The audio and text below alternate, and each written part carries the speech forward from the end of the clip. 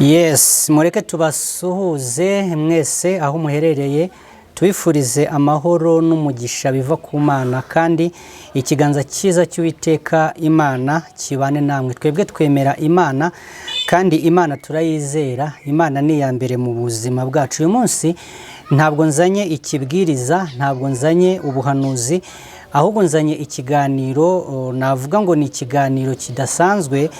Maze iminsi mbona ibintu byinshi byansunikiye gukora ikiganiro, kuko murabizi mu isi turimo, ariko turi abagenzi, dufite iyo tujya. Wenda wowe urahazi, abandi ntibahazi, ariko nta muntu urama mu isi imyaka igihumbi. Abo kumva bamaze imyaka myinshi bitaga ba Metusela, bagiye bamara imyaka 900 n'abandi, ariko muri iki gihe tumara imyaka mikeya. Ariko muri imyaka mikeya dufite, harimo abantu bakora ibintu ukabona mu by'ukuri ni ibintu bitubahisha ikiremwa muntu, cyangwa se ukabona ni ibintu mu by'ukuri bitangaje, ni ibintu by'ubutwari. Hari abakora iby'ubutwari bitangaje, bagakora iby'ubwenge, bagakora iby'ubuhanga, bagakora iby'imbaraga, bagakora mbese ibintu bigiye bikomeye. Rero hari n'abakora iby'ubugwari muri iyi si, ugasanga abantu wahawe kugira ngo ubagirire umumaro, ahubwo nta mumaro babariye, ubabereye ibigwari.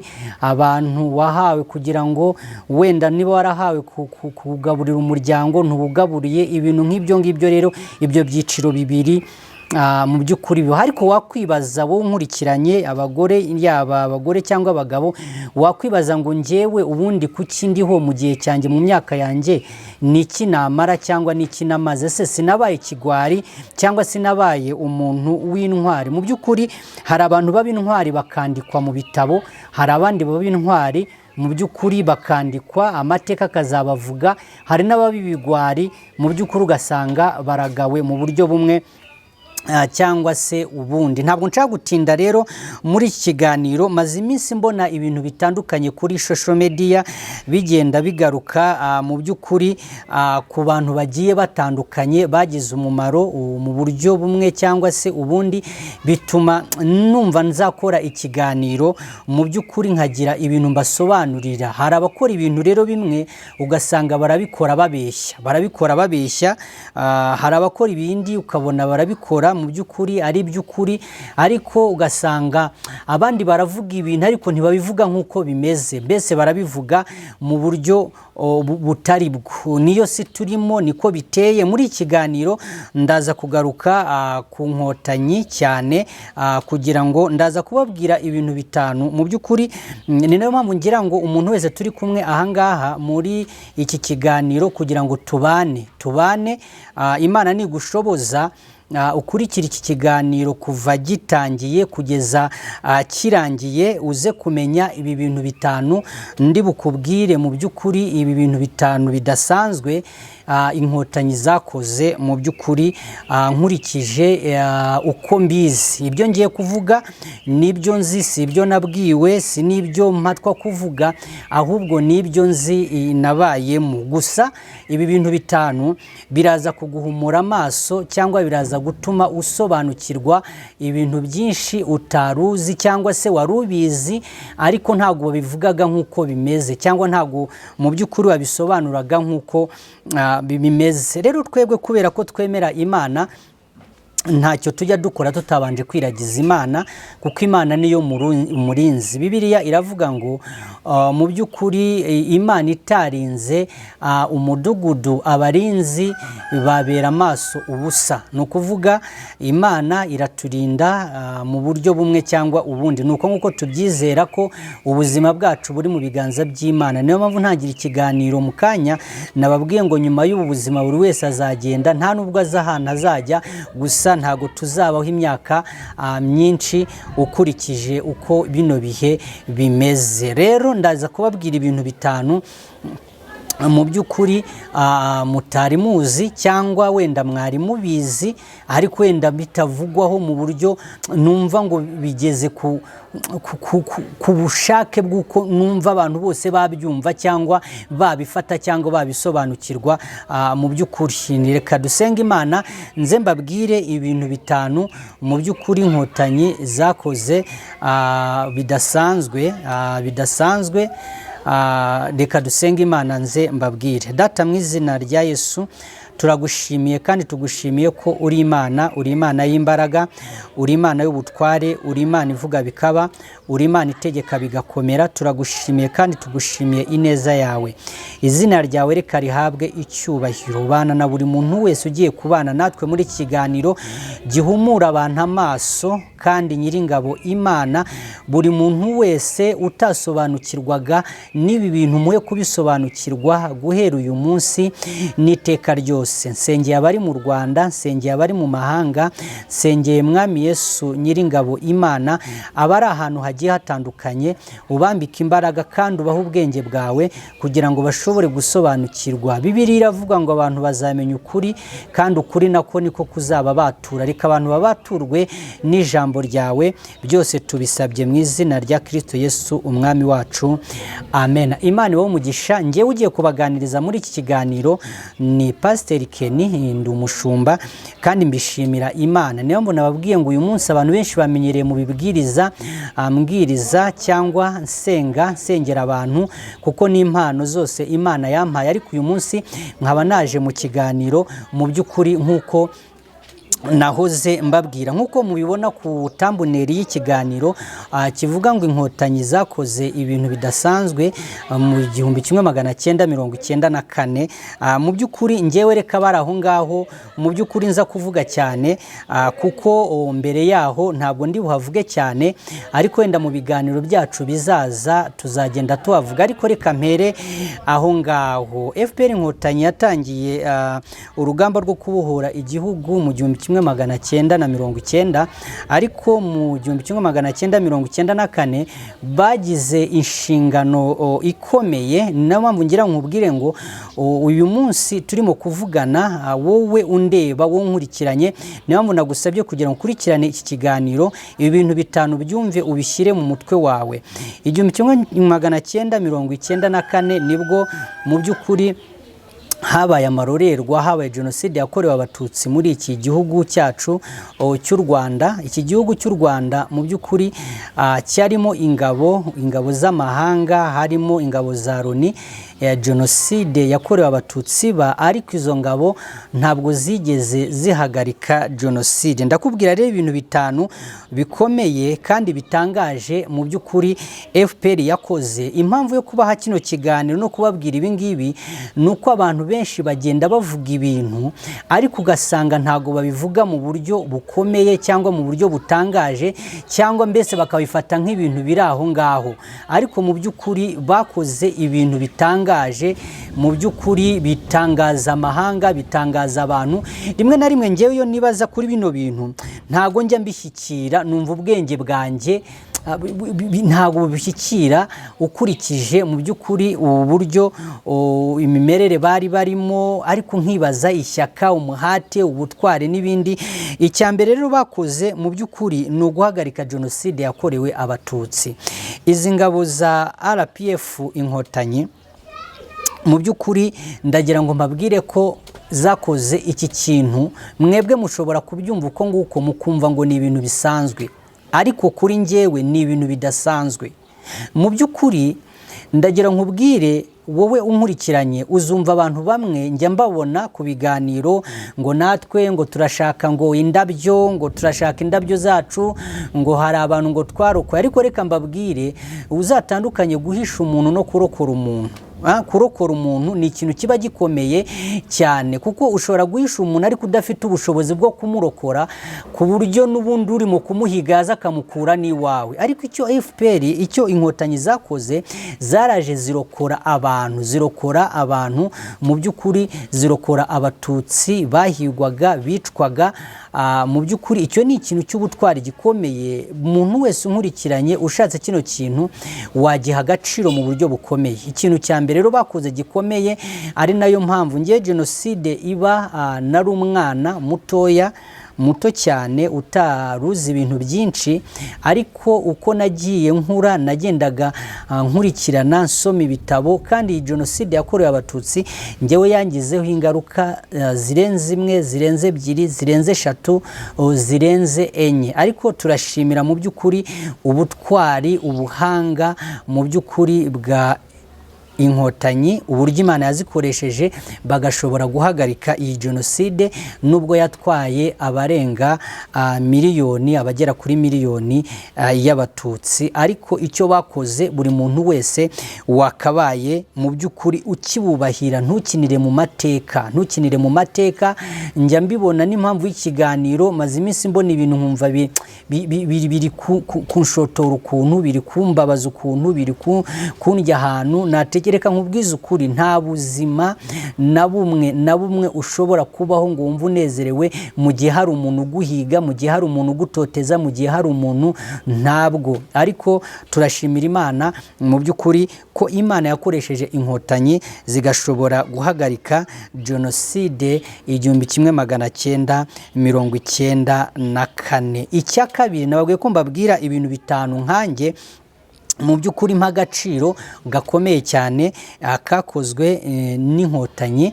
Icya kabiri mu by'ukuri bakoze ni ikintu cyitwa ngo ubumwe n'ubwiyunge, kongera kunga abanyarwanda, kongera kutwunga kugera ku rwego mu by'ukuri uwiciwe n'uwagize na bamwe mu bagize uruhare mu kwica usanga mu by'ukuri bahana imbabazi, bakababarirana nyuma yo kurangiza ibihano, ugasanga barabana, baraturanye, baragenderanira.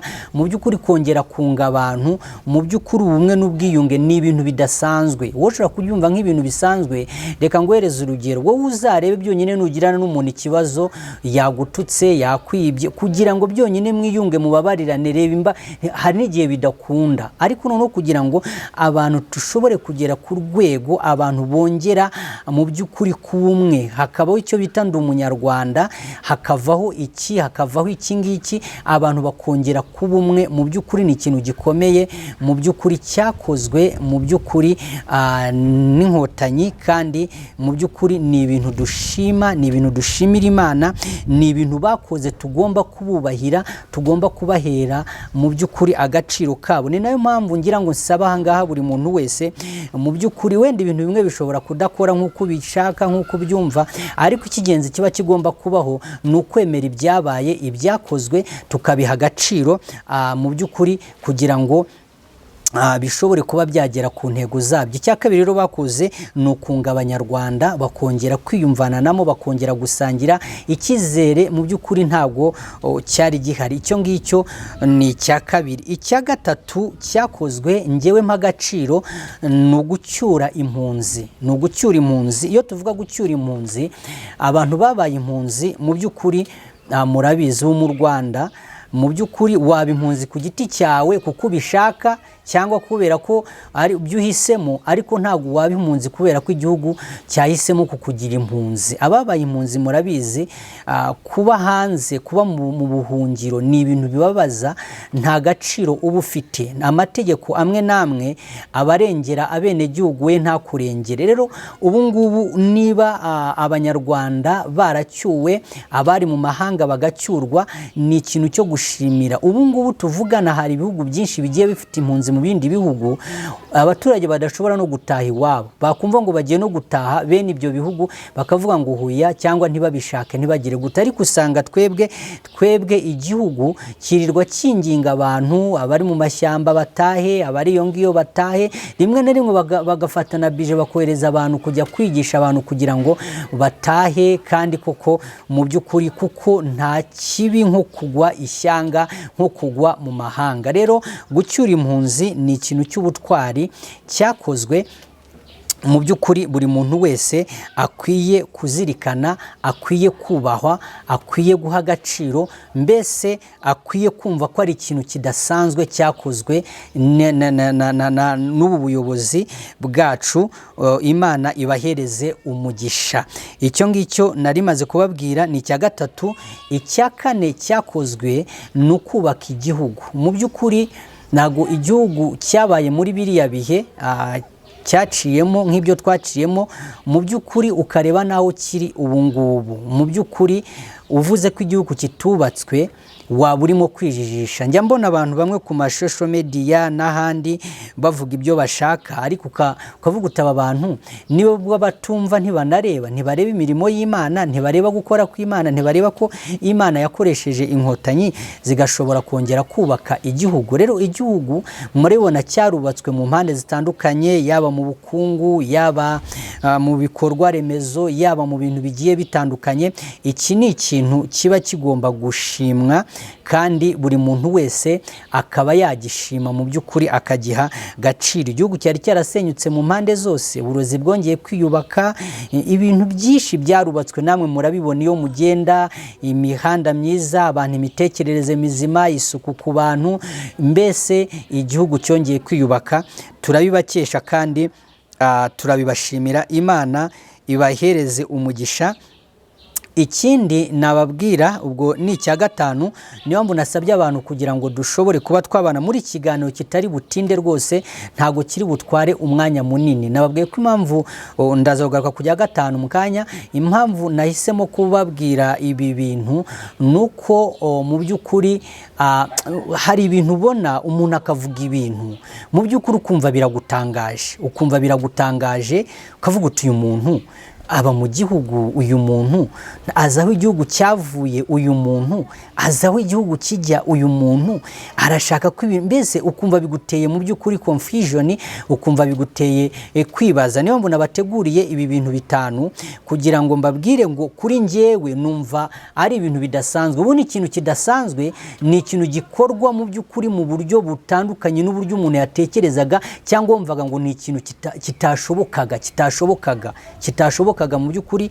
Ni nayo mpamvu nababwiye ngo mu by'ukuri inkotanyi zakoze ibintu bidasanzwe mu 1994 bahagarika jenoside, ndetse no kugeza ubu ngubu baracyakora akazi kabo, nubwo hatabura baza ngo babatere imijugujugu, bagira ibyo bavuga, bagoreka amateka, bagira ibiki, ariko nabo mubitamo nk'abakristo, nk'abizera, nk'abantu bazi Imana, kugira ngo natwe tujye tubahangaha dutanga umusanzu wacu mu gusobanura ibintu mu by'ukuri uko byakabaye bimeze nuko byakabaye bigenda. Icya gatanu ari nacyo cya nyuma ngiye gusorezaho abakunzi b'Isengesho TV mubana natwe.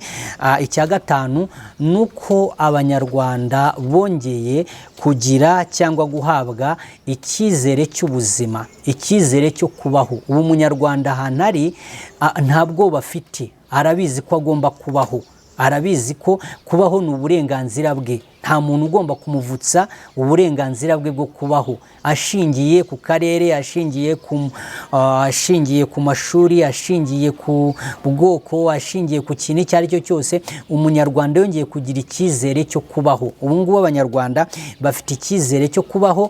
Ni nayo mpamvu usanga mu by'ukuri abantu benshi ariko b'abanyakuri ibi bintu babifata bakabihereza agaciro. Umurikiranye rero uri mu Rwanda, uri mu mahanga, uri hehe, ndagira ngo ntihagire ikintu na kimwe kizatuma udahereza agaciro ikigomba guhabwa agaciro. Mu by'ukuri ntabwo mu isi twebwe turi abantu basoma ijambo ry'Imana, turabigisha b'ijambo ry'Imana, twizera Imana. Ubundi kuba mu isi si ukuba mu mahoro iteka. Ni nako indirimbo ivuga ngo nta mahoro mu isi iteka.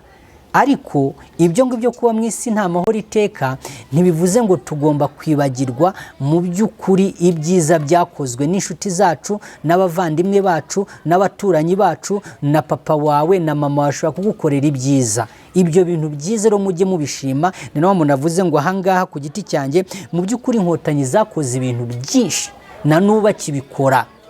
Nuko ntago mbizi gutera salute uri umusivile niba byemewe, nakabaye intera salute ku nkotanyi bitanze muri buriya buryo. Ariko mu byandike muri comment ni umusivile yemeye gutera salute, ubwo mu biganiro by'ubutaha nzajya mbikora.